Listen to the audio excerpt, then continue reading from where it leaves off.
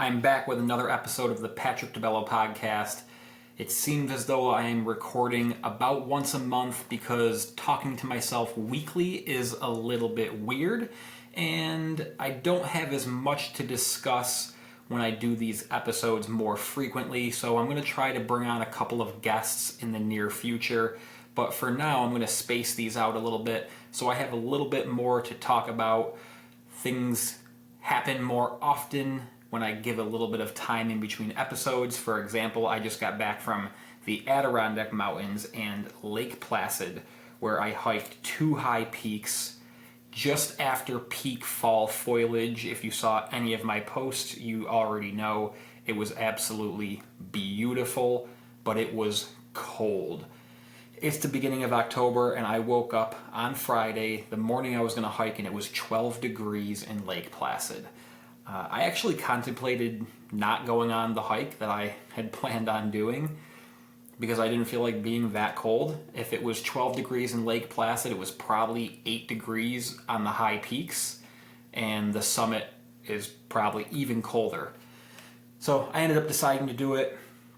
Had a great time. I did two high peaks, like I said. I did Tabletop Mountain and Phelps Mountain. It was about 13 miles and it took me 5 hours, but I was moving. I think it usually takes people around 8 to 10 hours, but I was power hiking the entire way up and then I ran all the way down.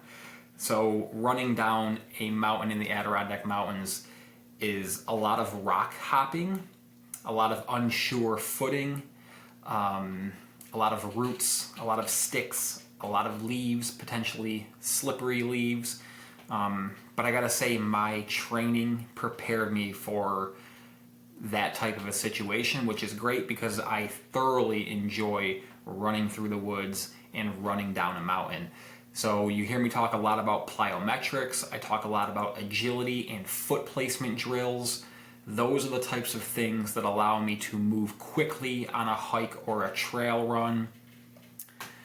Agility ladder drills help with quick feet. They don't actually help with agility, but having quick feet allows you to make a split decision if you have to land your foot in a different place than you are actually planning on landing it. So if I'm running down a mountain and I'm going fast and I see a rock or a root and I have to move my foot quickly, that is made possible by the agility ladder and the quick feet drills. It's also made possible by the foot placement drills that I do. I'm actually going to make a post on that either tonight or tomorrow on Instagram and Facebook. I put together a little compilation of a couple of my favorite agility and foot placement drills.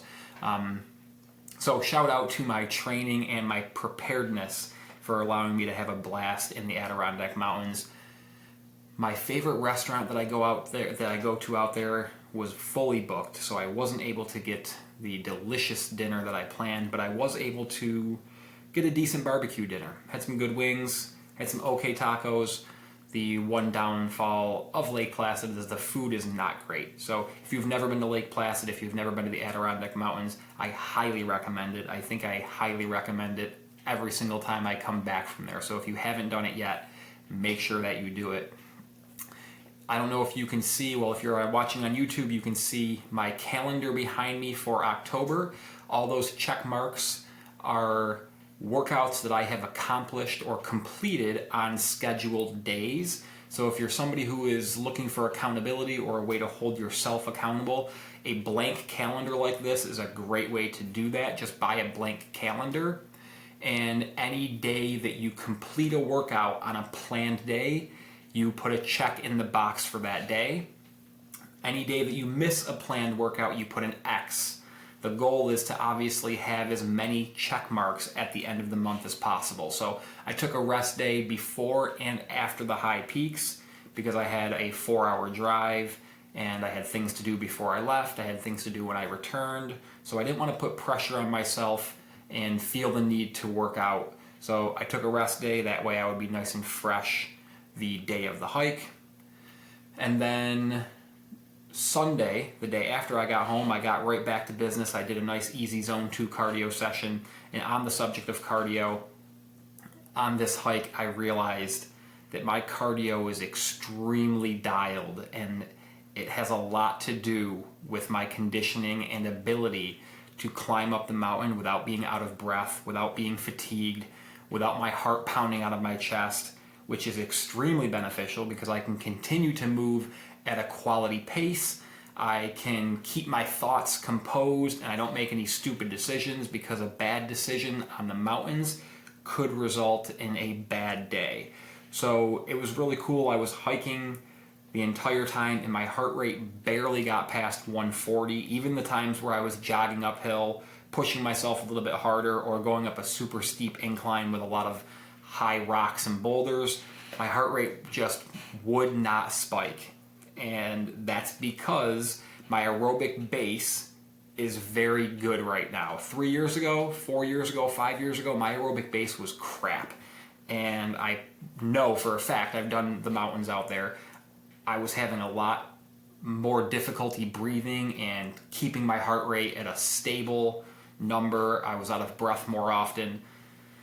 But just having your heart rate dialed in, or having your aerobic base dialed in, really has carryover to everyday life, especially things like hiking in the mountains, going for trail runs, pushing your kids in a stroller up an incline. If your heart rate skyrockets, things get more difficult. So the better your aerobic base, the easier your life is.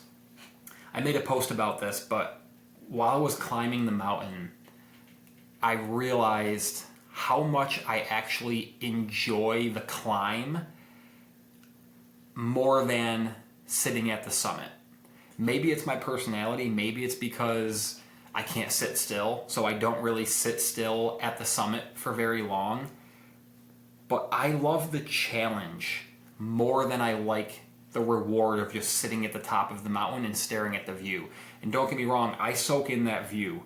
I love getting to the top of a mountain, feeling the wind blow, and having this 360-degree view of the surrounding mountains and lakes. It's absolutely breathtaking.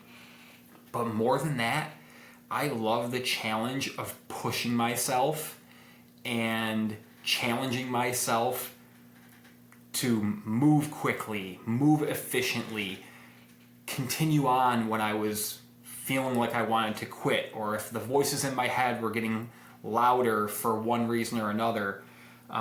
It just felt so good to grind through that hike. And I realized that that's very similar to my outlook on my fitness and nutrition journey. A lot of people like the result or the summit. They like the nice body. They like the big muscles. They like being able to run fast. And while I enjoy those things just as much as the next person, I think I enjoy what it takes to get those things more than most people. I love grinding out a hard workout, whether it's strength training, whether it's interval runs. I love the challenge of a workout Monday through Friday. The workouts that nobody sees, when nobody's around, and it would be super easy for me to just dog it or just pull back a little bit. I am out there by myself grinding, and I love it. And that's what sets people apart who accomplish their goals and the people who don't accomplish their goals. And the difference for you might be just accepting that you don't love the grind, and that's okay. I do. So I'm over here telling you that I love the grind and all of the aesthetic things that you see, all of the performance, the health. The health is the most important thing, but having a six-pack is just a bonus. Like, I enjoy making good nutrition choices when it would be easy to go off the rails and just feast. And having a six-pack is just a bonus. I enjoy a hard fartlek or surge running workout. Being fast is just a bonus. I enjoy running for 8 to 10 miles and not giving up when my mind is telling me that I want to stop and I know my body has more. I enjoy that. Being able to run 10 or 12 miles is just the bonus. So I had that epiphany on the mountain where I was like, holy crap, I actually enjoy this journey up to the top of the mountain more than I'm going to enjoy being at the top of the mountain. So I thought that was very enlightening. It kind of taught me a lot about myself, and here I am 40 years old still learning about myself, and hopefully I'm able to articulate it in a way that kind of gives you a little bit of motivation. And like I said, for you, maybe the switch is just accepting that you don't love it, but you know you have to do it anyways. Just, if you don't like strength training, just accept it. I don't like it, but these are the results that I want. I want to have more muscle mass than body fat. I want to improve my bone density. I want to be independent as I get older. And in order to do those things and get those things, you have to strength train. You may not like cardio, but you probably like having a healthy heart. You probably like having independence and being able to go up a flight of stairs without being out of breath, or being able to walk around a festival or a mall or a sporting event without being out of breath. In order for you to do those things, you have to do cardio. So if you are somebody who hates all of those things, maybe just accept that you're not ever going to love them, but you have to do them anyways. That's a little bit of a story slash rant slash motivational speech to kick this off. I did want to talk about a couple of questions and comments that I have received through social media the past couple of weeks. I want to talk about push-ups real quick, because push-ups are some of the most low-hanging fruit when it comes to exercise. Everybody in some capacity can or has done push-ups. I recently had a woman comment on my post saying that the tips I gave her are going to help her be able to do man push-ups. And while I wanted to congratulate her on her strength, I also had to emphasize that there's no such thing as man push-ups. Push-ups are push-ups. There are not push-ups for men and push-ups for women. I have women clients who can do more push-ups off of their knees than men. I have men that are doing modified push-ups, and I have women who are not doing modified push-ups. So there's no man or women push-ups. Let's get that out of the way. I had a pretty popular, borderline viral post about push-up technique. And I want to clarify a couple of things, because a lot of people tend to think that there is not a right or a wrong way to do things, and I completely disagree. If you're doing something with bad form that is potentially going to injure you or cause pain, or it's not as efficient as the more optimal form, then that's the wrong way. So if you're watching this on YouTube, you're going to be able to see what I'm talking about. A lot of times when I see people doing push-ups, and unfortunately I've seen trainers recently doing this as well. I'm going to try to keep the microphone close to me while I do this so I don't lose any of the sound. But if you're watching on YouTube, you can see right now my hands are directly in front of my shoulders. So when I lower down, my thumbs are going to be in line with my nipples.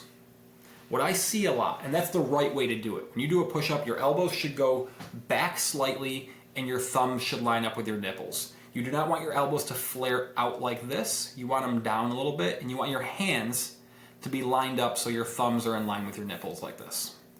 What I see a lot of people do is when they lower their body towards their hands actually come closer to their shoulders, up like this, and even higher around their neck. That's wrong.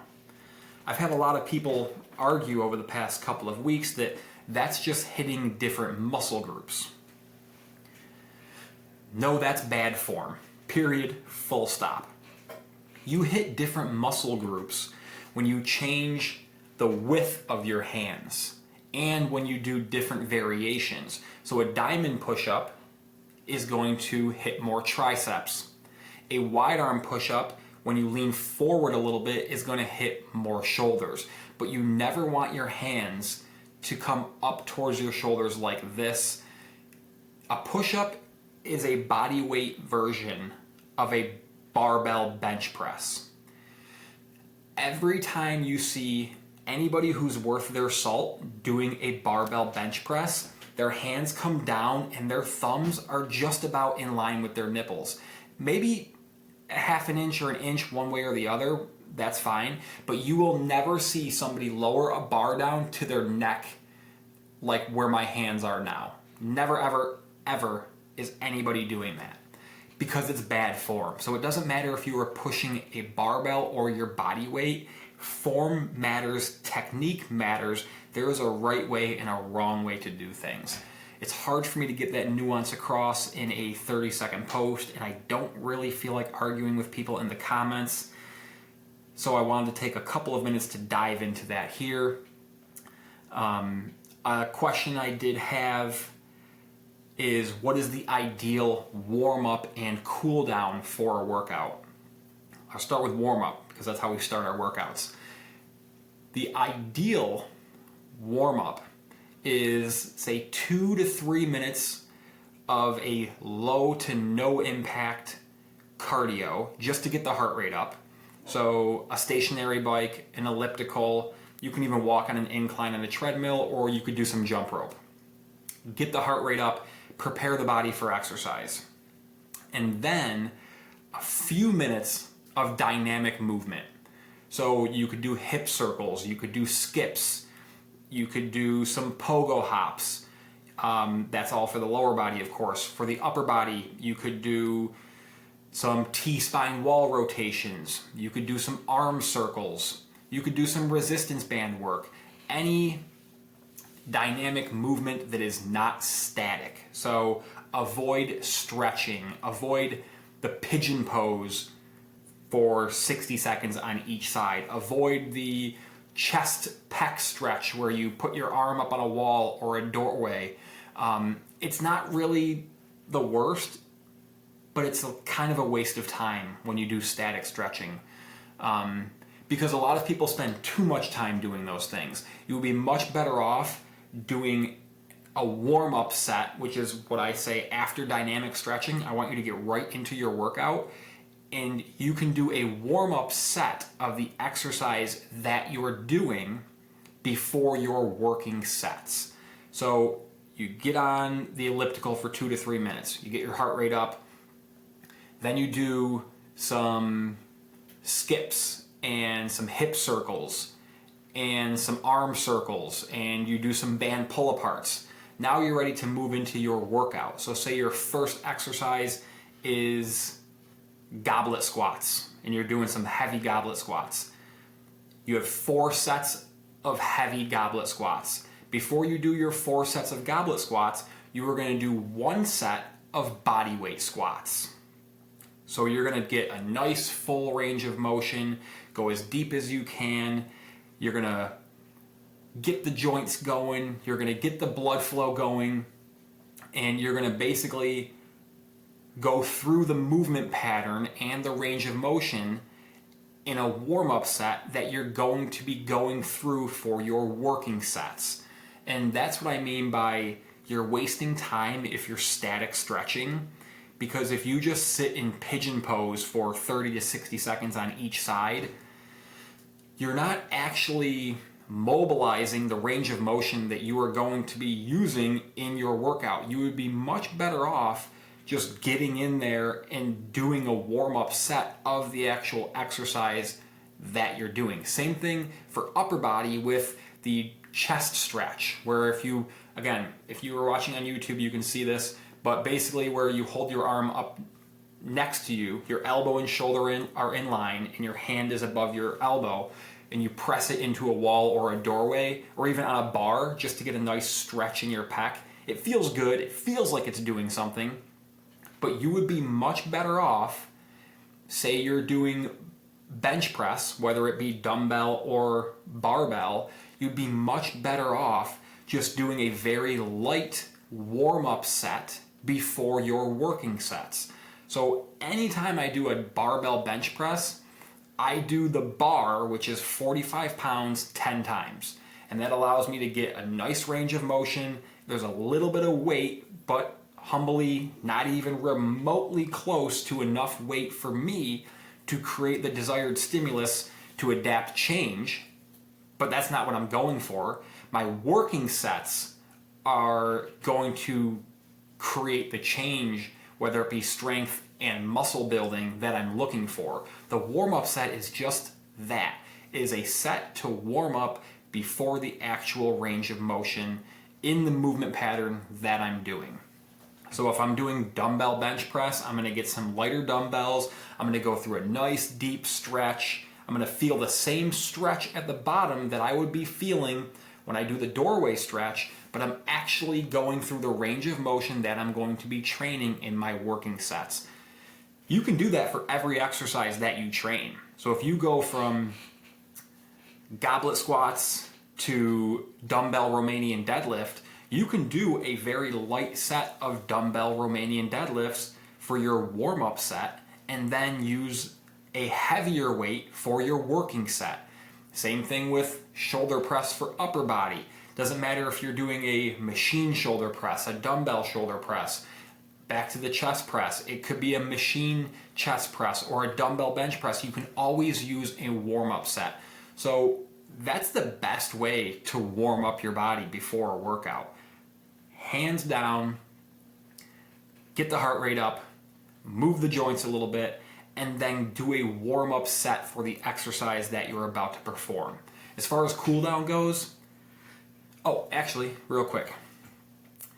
When I'm running, if I'm doing a 40-minute interval run, I warm up for that run by jogging.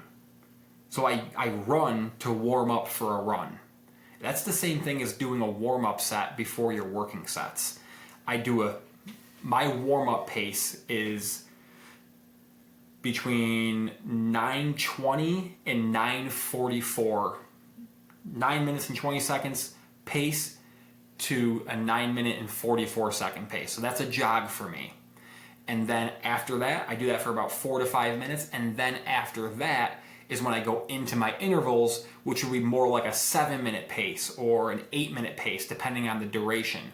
And then I'll slow down. So 9 minute and 44 second warm up pace for 4 minutes, and then 7-minute pace for 30 seconds, 9-minute pace for 2 minutes.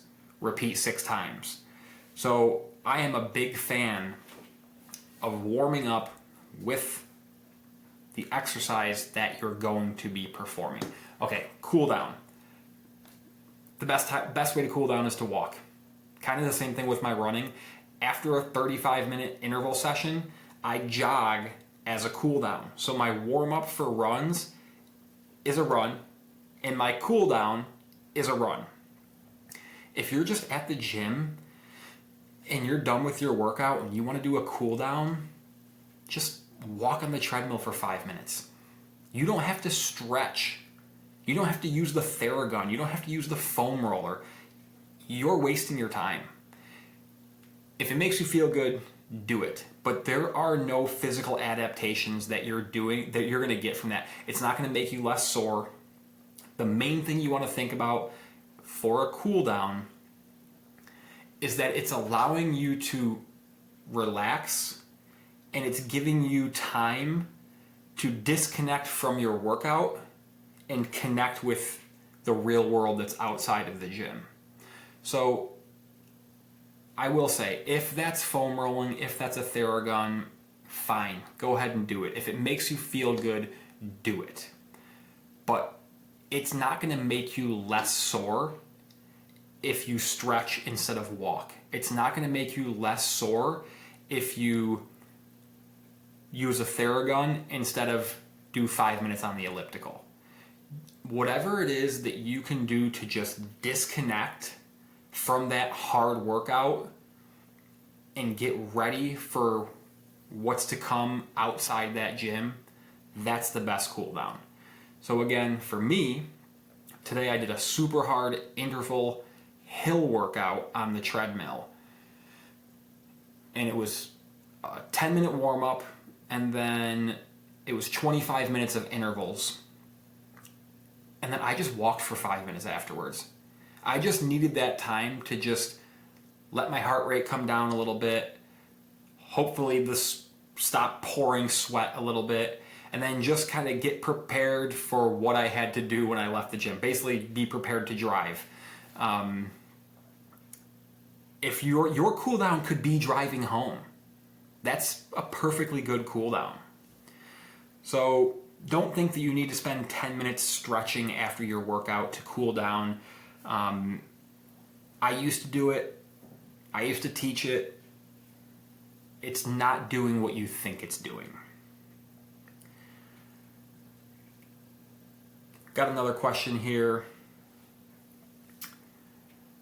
What to do if I'm injured or aching? This is tough to answer when it's so vague, because to an extent, depending on the injury, you could still work out. You could either work out different body parts, or depending on how long ago the injury was, you could start working out to rehab that injury. So if you have an acute injury where you know you messed up your ankle and you cannot do lower body, you can do upper body. If you messed up your shoulder and you can't do upper body, you can do lower body. But you're going to get to a point where you're going to have to rehab that shoulder. Yes, you probably should go see a physical therapist. But the thing that gets lost on people is that pain is a bad thing. I'm not saying that if you're at a 10 out of 10 on the pain scale that you should be just pushing through, and it's not no pain, no gain. That's not true. But to an extent, when it comes to rehabbing an injury, if you're at a 1 or a 2 on the pain scale, you're going to have to work through that, because that's how the tissue rebuilds. That's how you create the change to rehab and grow that tissue. If you just avoid pain altogether, you're never going to heal.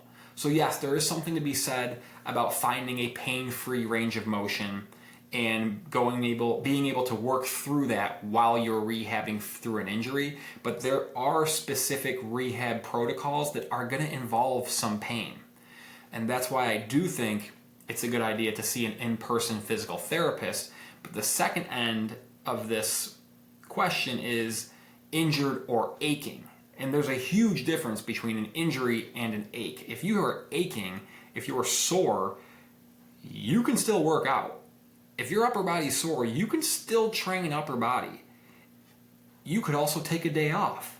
It's up to you to listen to your body and act responsibly and understand the difference between pain and discomfort. And the way I tell my clients how to differentiate between pain and discomfort is it a threat? Because if it feels like a threat, that's pain. If it's not really threatening, that's just discomfort. So you can work through discomfort. You can work through aching.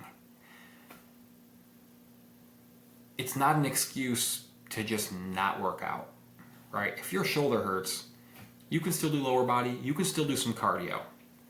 If your lower body hurts, you can still do upper body, and you can probably still do cardio. If you have a knee issue and you can't run, but you can cycle or do the elliptical because it's a non-impact form of cardio, go right ahead. Right? This is where having a trainer comes into play, having a physical therapist comes into play, having a coach. They can help you through these things. It's tough when you're doing it on your own. It's tough when you're trying to find out what the right move is when you're on your own. And I've had injuries, I've had pain. My clients have had injuries, my clients have had pain, and we work through them together, right? We work on some rehab stuff. We scale back a little bit of the volume and maybe a little bit of the intensity, and I communicate with them. We go through the rehab process. We do non-impact things. If it's a knee injury or a calf injury or an ankle injury, we still work on their cardio without impact while we're building up their strength and building up that tissue resilience. And then when they're ready, we slowly get them back into it. But we don't really avoid that area altogether. That's the mistake. So if you are dealing with pain, if you are dealing with an injury, go see a physical therapist in person. Understand that there's a difference between pain and discomfort. One more here. Let me pick from this list. All right. Cardio or weights, which is more important? The short answer, it is undeniable. It is a 100% fact that having a good cardiac base and having a good amount of muscle mass is significantly more beneficial than having one or the other. There are so many strength coaches out there who are going to say strength is king. You have to have strength. You got to have muscles. And there are a bunch of cardio zealots out there who will say cardio is king. You have to have cardio. They're both wrong. You need both. A good program is going to give you both because it is undeniable that having muscle and a low body fat percentage, I'm not talking single digits, and having a good aerobic base is way better for your health, your longevity, your performance, and probably your happiness than just having one or the other. No doubt about it. So I suggest between 90 to 120 minutes of cardio per week. If you can get 80 minutes of zone 2 and say 20 to 30 minutes of high intensity, boom, you're golden. And then about, let's say 90 minutes of strength training a week, you're golden. Both, all day. I will die on this hill. I love strength training, I love cardio, but I will never say that one is more important than the other. All right, that's it for today. Otherwise, I'm going to keep going on a couple of rants that you might not care about. If there's anything you want me to talk about, as always, drop me a comment, drop me a message on Instagram. I do have 2 very special guests coming up in the next couple of weeks separately. At the end of this month, I have a guest coming on. And then at the beginning of November, I have another guest coming on. 2 legends in the fitness space. Popularity doesn't matter, but they're super popular because of their knowledge and their experience. I'm very excited, very excited for these. So thank you for listening to this episode. Keep your eyes peeled for the next episode that drops because it's probably going to be the one with the guest. And then the other one immediately after. End of October, beginning of November, 2 very special episodes. If you enjoyed this episode, please give me a 5-star rating. If you're listening on iTunes, Apple Music, iTunes, holy hell, I think I just dated myself. Aged myself, rather. Leave me a comment, a positive comment, review. Like I said, if there's anything you want me to discuss on the podcast, feel free to shoot me a message on Instagram at Patrick DiBello Fitness. Thanks again for listening. I'll talk to you soon.